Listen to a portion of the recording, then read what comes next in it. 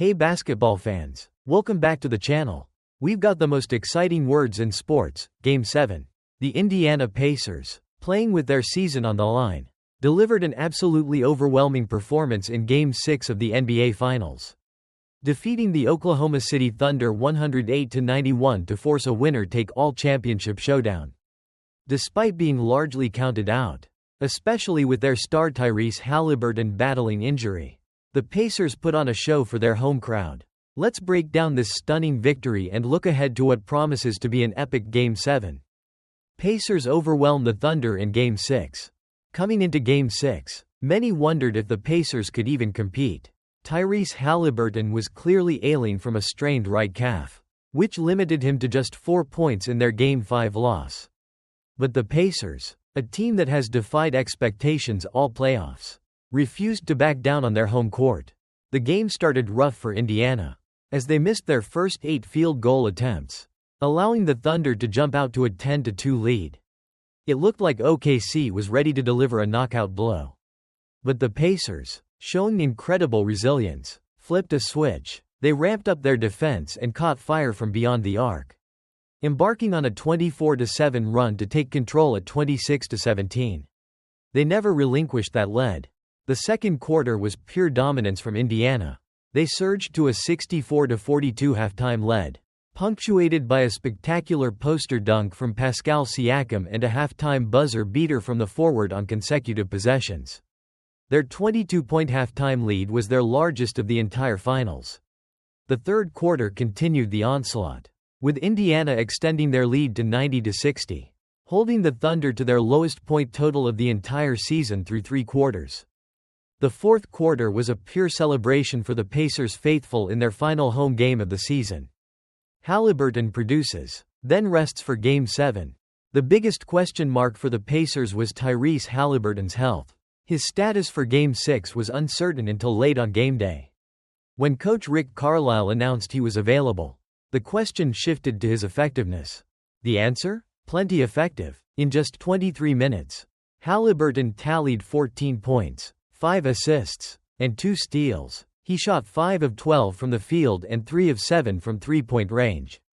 While not an overwhelming statistical effort, he found his spots to make an impact, playing smart and efficiently. Crucially, the massive lead allowed Haliburton to go to the bench with 5:25 remaining in the third quarter. He didn't play again, giving his ailing right calf valuable rest ahead of Sunday's winner-take-all Game 7. The 2-day break between Games 5 and 6 appears to have been crucial for his recovery. Total team effort fuels Pacers' dominance. The Pacers didn't need a huge game from Haliburton because, as they've shown all season, they embody team basketball. Game 6 was the perfect personification of this philosophy. Indiana's bench was a revelation, outscoring Oklahoma City's lauded backup unit 48-37 for the game. At halftime, the Pacers' bench had already outscored OKC's 19-3. Obi Toppin led the team with a team-high 20 points, providing crucial offensive sparks. TJ McConnell was once again immense, coming off the bench with 12 points, 9 rebounds, 6 assists, and 4 steals, making plays on both ends of the floor and providing relentless energy. Beyond individual performances, the Pacers dominated key team metrics. They won the turnover battle 21-10, forcing OKC into uncharacteristic mistakes. They outrebounded the Thunder 46-41. They recorded more assists 23-14. And they outshot OKC from three-point range, hitting 35.7% compared to the Thunder's 26.7%. It was a complete, dominant team effort from top to bottom.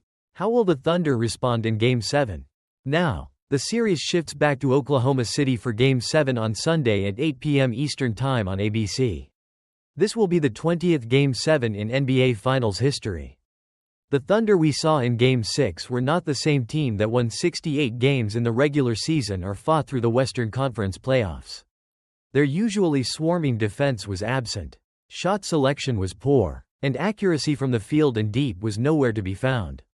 Even MVP Shai Gilgeous-Alexander had an uncharacteristically sloppy game, finishing with 21 points, 2 assists, and 8 turnovers. His teammates, like Jalen Williams, scoreless after a 16-point first half, and Luguentz Dort, 3 points on 1 of 5 shooting, were non-factors. It's safe to say that the Thunder will show up with a completely different intensity in Game 7.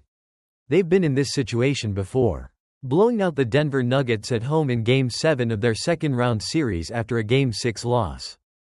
The Pacers will need to dig deep and replicate their Game 6 effort, or find another gear, to compete for the franchise's first-ever NBA title. This championship is now down to 1 game. Who do you think has the edge in Game 7? Can the Pacers defy the odds one more time on the road? Let us know your predictions in the comments below. And don't forget to like this video and subscribe for all your NBA Finals analysis. The Indiana Pacers delivered a resounding statement in Game 6 of the NBA Finals on Thursday night, overwhelming the Oklahoma City Thunder with a dominant 108-91 victory to force a winner-take-all Game 7 for the NBA championship. Despite trailing 3-2 in the series and facing elimination on their home court, the Pacers, led by a determined Tyrese Haliburton, refused to back down. Haliburton, who had been battling a strained right calf that limited his Game 5 performance, was ready for the challenge. After a slow start where the Thunder jumped to a 10-2 lead, the Pacers ignited a fiery 24-7 run, seizing control at 26-17 and never looking back. Indiana's lead ballooned to 22 points by halftime, capped by a thunderous poster dunk from Pascal Siakam and a halftime buzzer beater. Their suffocating defense held the Thunder to their lowest point total of the entire season through 3 quarters, extending their lead to a commanding 90-60 by the end of the third. This allowed Haliburton, who contributed 14 points and 5 assists in 23 minutes, to rest for the entire fourth quarter, giving his ailing calf crucial recovery time before Game 7. Doctors have indicated his calf strain is a multi-week injury, but Haliburton has repeatedly stated his determination to play in the finals if he can walk. The Pacers' victory was a true testament to team basketball. 6 players scored in double digits, and their bench, led by a team-high 20 points from Obi Toppin, vastly outscored Oklahoma City's lauded backup unit 48-37. T.J. McConnell also had a massive impact with 12 points, 9 rebounds, 6 assists, and 4 steals. Indiana won the turnover battle, out-rebounded the Thunder, had more assists, and outshot them from beyond the arc. Now, all eyes turn to Sunday for Game 7, which will mark only the 20th winner-take-all championship game in NBA history. The Thunder, who were noticeably off their game in Game 6 with MVP Shai Gilgeous-Alexander struggling, 21 points, 8 turnovers, will surely be a different team on their home court. They've been in this situation before, blowing out the Nuggets in a Game 7 after a Game 6 loss in a previous series. Game 7 is scheduled for Sunday, June 22, at 8 p.m. Eastern Time on ABC, taking place in Oklahoma City. It will be a battle of wills, as the Pacers seek their first ever NBA title and the Thunder aim to cap off their impressive season with a championship.